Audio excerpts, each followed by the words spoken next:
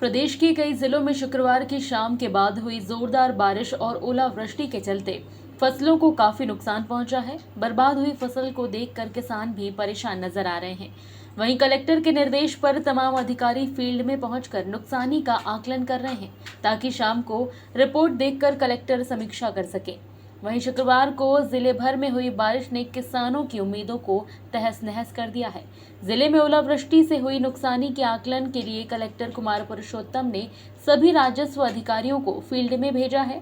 सभी एसडीएम तथा तहसीलदारों को 5-5 गांवों में पहुंचकर आकलन करने के निर्देश दिए गए हैं।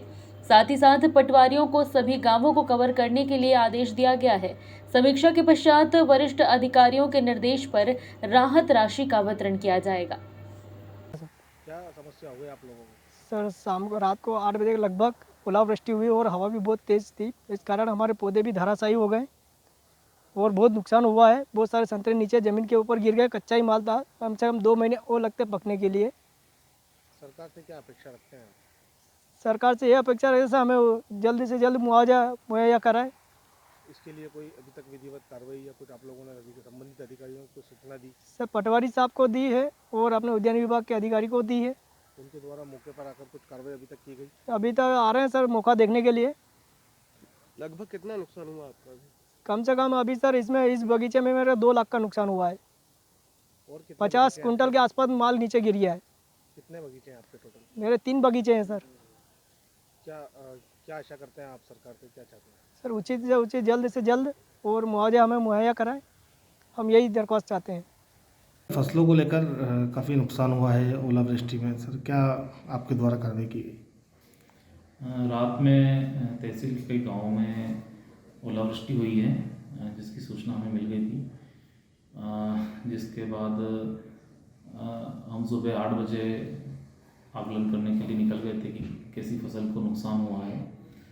तो एसडीएम साहब थे, मैं भी गया था, मेरे दोनों नायब तहसीलदार साहब गए थे और आरआई साहब गए थे।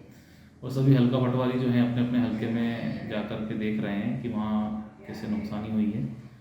तो तरकन गांव में ओलावृष्टि की सूचना हमें प्राप्त हुई है, और लेकिन नुकसानी कम गांवों में है। लगभग 7, 8, 9 गाँव ऐसे हैं जिनमें नुकसानी हुई है। उज्जैन बाईपास पे भी सर जो संतरे के बगीचे हैं और रेड लाइन पे जो आसपास बगीचे हैं, लहसुन के जो खेत हैं, पूरी तरह से नष्ट हो गए सर, हमने भी देखा है। तो हालांकि पटवारी साहब वहाँ पे गए हैं, तो आप क्या कार्रवाई? हाँ, हमने भी देखा है वहाँ पर कि संतरे के खेत हैं, उनमें भी नुकसान हुआ है। धनिया के खेत है, मेथी है वो उसको नष्ट हुई है। अपना लहसुन और प्याज, इसमें नुकसान हुआ है। कहीं कहीं गेहूँ में भी थोड़ा सा नुकसान हुआ है।